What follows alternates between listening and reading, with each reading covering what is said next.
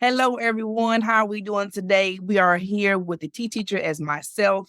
Some may know my name is Sugar Mama on other forms, but we also have Tori from the Tori Donald show here with us today. But y'all, I know y'all probably like, oh, girl, you got it going on. We have the famous Freda Payne on here with us today. It's amazing to have not only just jazz, but other areas of the music industries and even theater. How are you doing today, Miss Payne? I'm doing just fine. My birthday was Monday and Yes. I've been celebrating since Sunday. And so I'm just kind of like coming down from that. Happy birthday. Thank you. Yes. Happy birthday. It's amazing. As they say, our skin don't never crack because you look Black, amazing. hey, as Jennifer Lewis, she wrote a song once called Black Don't Crack. And then she kicked the leg up. I Still swear to looking God, beautiful. thank you. Thank you. Yes. So, I was Tori, you thinking, want? go Oh ahead. no, ma'am. Go ahead. I was just thinking, I said, Jennifer Lewis has been kicking her leg up for a long time now. And now, believe it or not, she's kicking higher than she did before 20 years ago. I said, girl, what are you doing? What kind of vitamins are you taking? All right. You must be doing a lot of good stretching. Who you working out with? All Well, Tori, right. since you are one of our guests on the tea teacher today, you have anything to ask Miss Payne? Hello, Miss Payne. I am so fascinated by you. You're a certified, bona fide jazz singer. And I was just wondering what your experiences were like with Duke Ellington and your connection, your 6 degrees of separation with Ella Fitzgerald. Like you actually met your idol and you get to play her. I met Duke Ellington when I was 17. And how it came about was his son, Mercer Ellington, was a guest at my house in Detroit. And he was a guest, and it was a neighbor. He was our neighbor, and he was an attorney. His name was Alan Early Jr., and he was really good friends with my parents. So he met Mercer Ellington at a cocktail party. And one thing led to another. He started telling Mercer about his neighbor's daughter who sang, and she's just 17, but she's really good or whatever. And he said he wanted him to hear me sing. So he agreed, and he came by the house. I sang for him. He said, "Oh, you're really good." He says, "I want my dad to hear you."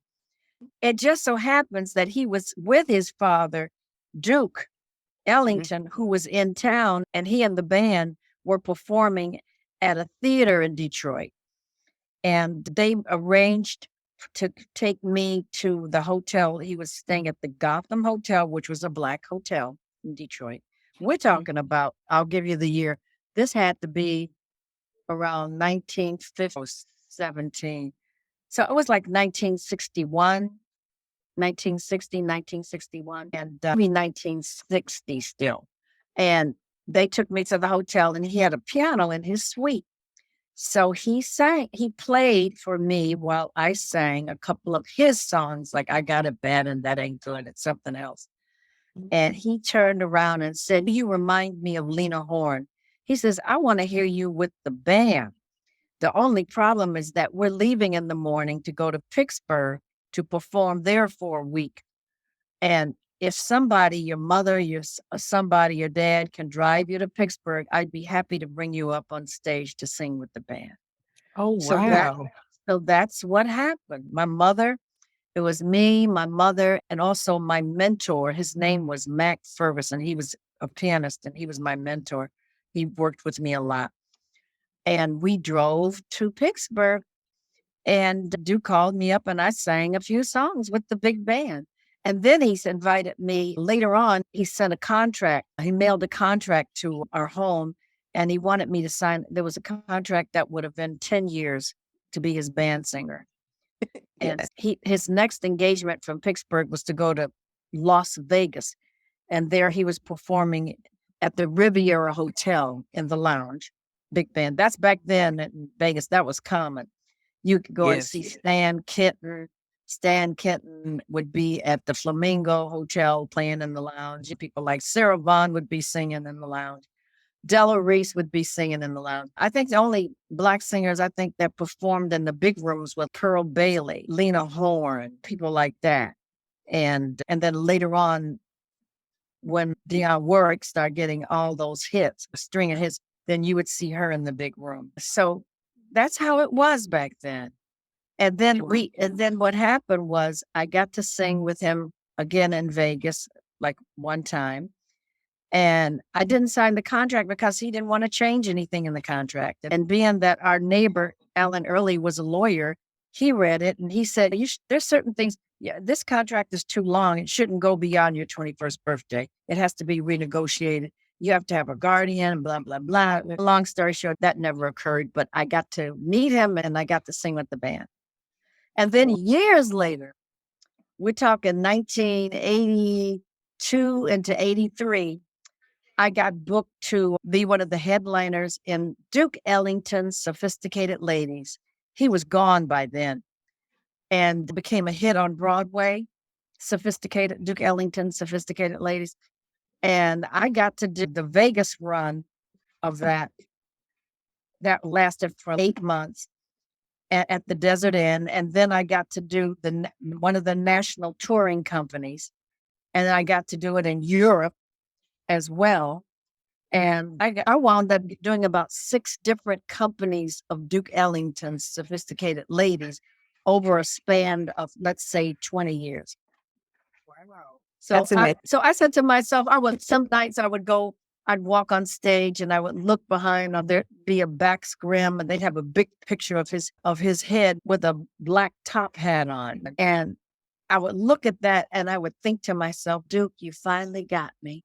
You finally got me on stage. Finally got me. Wow. So where did your music background come from? Did you start off in the church? Was your parents singers? No, my parents were not singers. I sang in the church. I never was in the choir. I never wanted to be in the church choir. Occasionally I would sing in church. I would be asked to sing a solo in church. But I really started out entering talent contests. And it went to Ted Mack.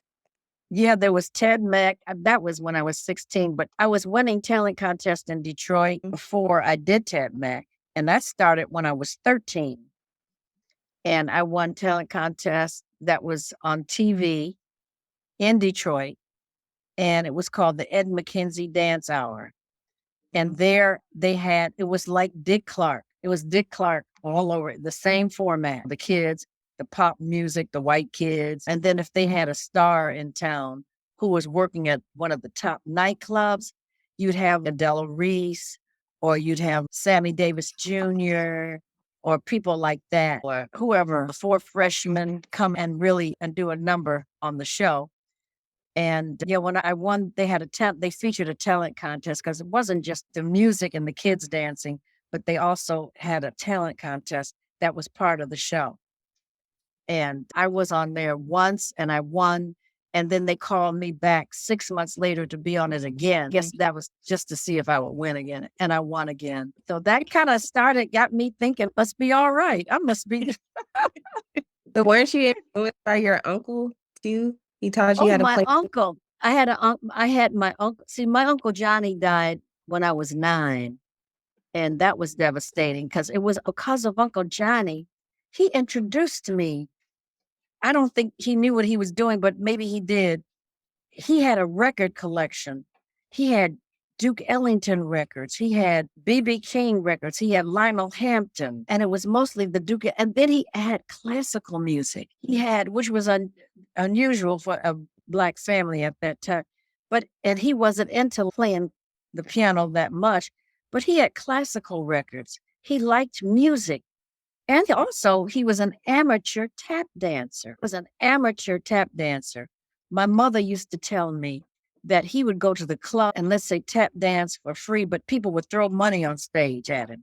And he would bring his money home and he'd throw it on the bed and tell her to take what she wanted. Oh. That was her brother. That was Uncle John. That was her brother. He died young. He died from TB.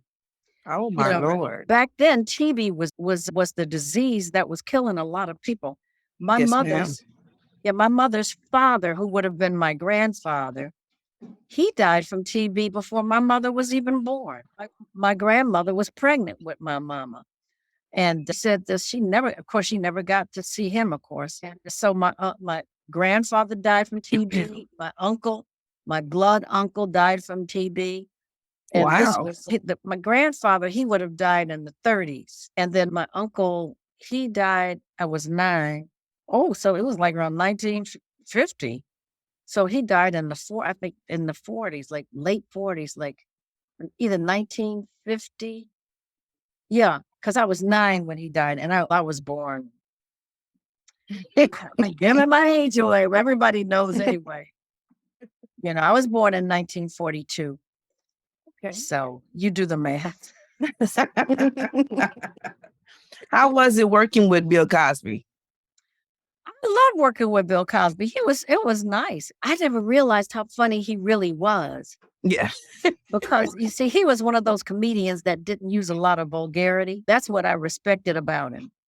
And I worked with him twice, once in Chicago at the Mill Run outside of Chicago. It was a theater in the Round. And I remember because my son was a baby that he was about 15 months old or somewhere around there. I don't think he was I don't know, maybe he wasn't quite a year old, but he may have been about a year old when I worked with him.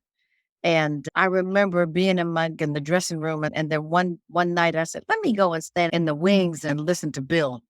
And I did. And he was cracking me up. I said, Bill is really funny. He's really good. And then I worked with him again in Cleveland. Wow. Yeah, he is very funny. Even though that he's up in age now, but I watched the reruns, the Fat Albert and Cosby Show and things like that. And yeah, he was very comical, very comical. And he was very nice, like people would say, did he ever hit on you? I said, no, he never was out of line with me. He was never out of line with me, never. I'm sorry, you said no. I guess he must have been out of line with some other women, but not me. She said, no way. Wow. That's interesting. That's interesting. Even your music was interesting. The Band of Go, I watched that video, I don't know how many times. And my mother-in-law, she watched even you was on the Soul Train doing the Band of Gold. And the way it just belted out like it was just meant to be. That song was just meant to be out there for everyone to hear it. It was beautiful. I love that song. Tori, what about you? You like it? Yeah, I love it. And I don't like it. Hey, that's a song that put me on the map. So I love it. I love it. I sing it a lot when I do my appearances. I do it. Yeah.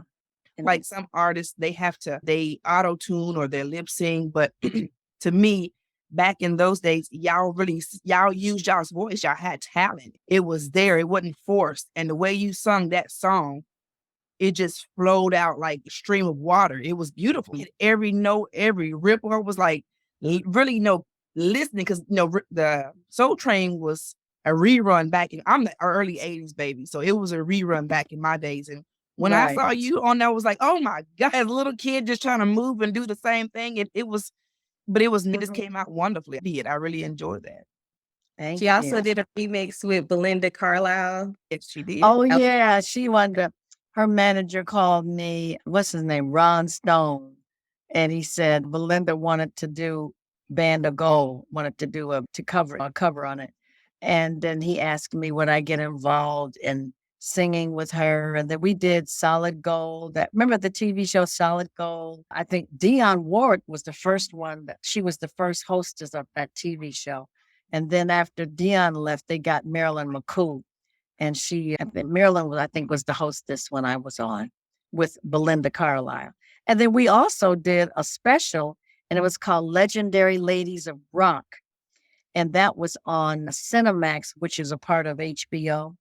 And this was back in the 80s, and it was called Legendary Ladies of Rock.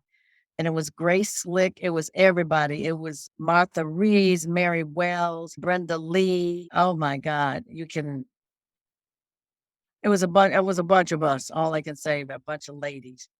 Yeah. That was really cool. That's like pre-Divas, like the Divas concerts where they brought all the divas together. The special that you did. Oh, Where did that? Oh, you mean with Shirley Ralph? Oh, no, the Divas concert where they had the Divas live and they had all the R&B divas. They had Whitney Houston, Oh, Tina yeah. Oh, yeah. That was good. That was really good. Yeah.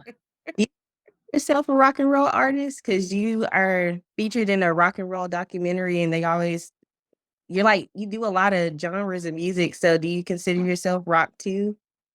I can sing rock. I can sing. I don't consider myself rock. I consider myself, I would say, jazz, R&B, pop. Jazz, R&B, pop. That's amazing. And That's Broadway, unique too. Broadway too. Yeah. Because you And have that's a great voice and do multiple music. I was wondering if people like, yeah, Frida's rock and roll too. And you're like, yeah. Yeah, I can sing rock. I can do it. I just adapt myself to it. That's all. so what made you want to not just stick to one certain label? Because my soul and my talent would cheer over and do other things. That's what it is. Also, lucky, I have to put it in. They remember that old saying, lucky is the mouse who has more than one hole to run into. That's how I look at it. I've got more than one place genre to deal with. I don't have to stick to one thing. I remember that's why. I Go remember ahead. Charlie Pride, the country and western singer, Charlie Pride. Charlie was at that time, he was like the only Black male country and western singer who really was famous back from as far back as the 60s. And I met him, this was in the 80s or was it the 70s? And he had come to see me with Sammy Davis Jr. at Harrah's in Lake Tahoe. And this had to be in the mid 70s. And he was already famous himself. And he said, in his accent, he says, "You sang that jazz really good." He says, "I couldn't sing jazz if they had me tied to a pole and beat me to death." He just can't do. Some people just can't do it. I can do it. I can switch gears and do it. I can sing jazz. I can sing R&B. I can sing rock. And that's unique because a lot of artists can't do that. They just stuck in one category and cannot expand to different other categories. We only just R&B, where to me, having one hole, like you said, or mouse to go into is better because you have more variety of different things that you can do and expand. You can hop over. You're just not just stuck in one label. And to me, that's Right. that's good because you do a little bit of jazz, you do a little bit of R&B, classical, and which is wonderful. Yeah, which is very much. And even your book is amazing. I know my co-host Tori, she has read that book 3 times almost.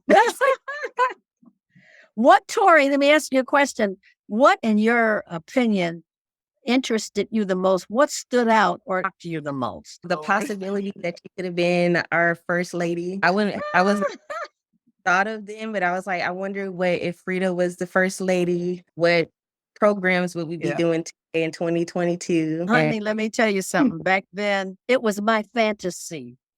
It was my fantasy.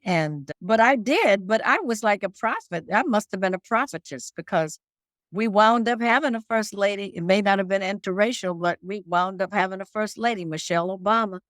In a way, you paved the way for a lot of. But this would have been 70 when that happened? What year was that when I met him, John Tunney?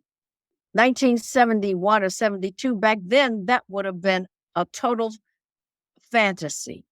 It would have been a total fantasy that people said never will happen. That would never happen. They'll never stand for it. They'll never stand for it. And I remember my friend, he was my road manager, and also he was like my mentor as well. We were closer than just road manager. We were like very close friends. And he was very spiritual and very intuitive. And he said, Freda, and he was very smart. And he was from DC originally, Georgetown. He said, Freda, your life would be miserable. He said they'd be following you. They'd be making up stories. They'd be humiliating you behind your back or in front of your face. And then, of course, I think it would have been bad for John Tunney, too. He was a United States senator. It would have been bad for him, too. It wouldn't be good. It wouldn't have been good for his career at all. So it was my fantasy. I imagined it because I was in love. I was like, oh, I'm in love with him, that kind of thing.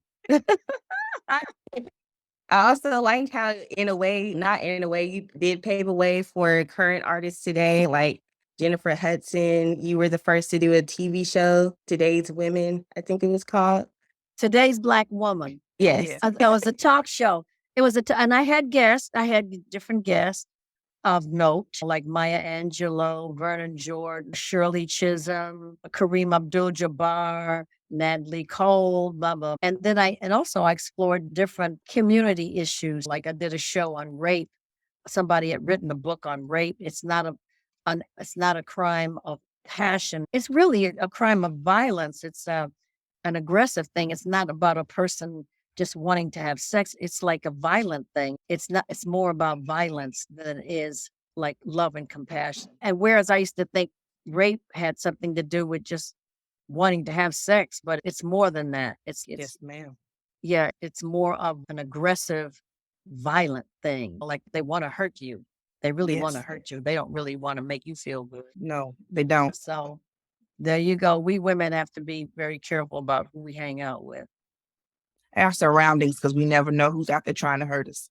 You never know. You never know. We have 4 minutes and 44 seconds left in our 30-minute interview. Okay. What do you want to know? What do you want to How was it with Quincy Jones?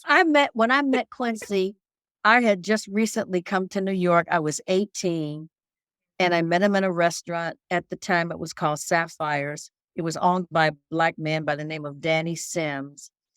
And Quincy was performing in New York on the East Side at a club called Basin Street East with his big band. And he came to that restaurant like after the show was over, after hours, because it stayed open late, with his friend Jerome Robinson, who was a sax player. And I was introduced to him, and he was immediately attracted to me. And so he invited me to come and see his show, which I did. And we got involved. He was 28. So he's exactly 8 years older than me. And I fell in love with him. I fell in love, and he fell in love with me. But I didn't take him seriously, even though he had my nose open, but because I didn't see a future. He was married at the time. And I just felt, oh my goodness, this man is married. And I knew that he was fooling around with other women too. But over the years, and we're still friends to this day. And he'll come to see if I'm appearing here in LA, he'll come and see my show. I'll invite him. He'll come to see my show. So we're still friends. And then in 2008 or 9, he invited me to perform at the Montreux Jazz Festival. I think it was like in honoring his 75th birthday. That's good. Y'all still can remain friends. Yeah, we're friends. Oh, we're still friends. Yeah. Sweet. Well, we have 2 minutes and 16 seconds. Would you please grace us with a piece of a song that you sung back in the early days? Back in the day? Yes, ma'am. Let's see.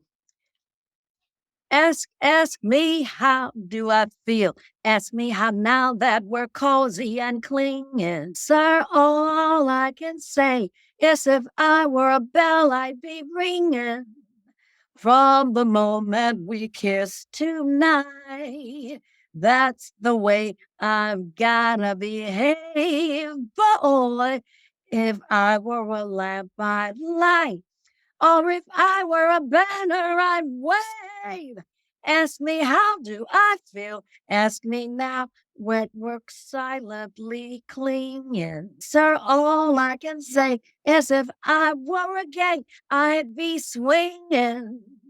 And if I were a watch, don't you know I'd be popping my springs? Or if I were a bell, yeah. Yes, if I were a bell. If I were a bell, I'd go. Beautiful. Thank you so much. And before we end our interview, Tori, do you have anything to say real quick? No, I'm going to be I love your albums. Thank you. Your book is great. I can't wait for a movie to come out. Are you gonna come out with another book? I A part probably 2? will wind up coming out with another book. Yeah. Probably not right away, but in maybe another year, maybe another year from now or so. Yes. Payne, do you have any upcoming events you want to let us know about? I'll be in Detroit on the 27th, and I'll be performing there for the YMCA. They're having a big benefit in Detroit.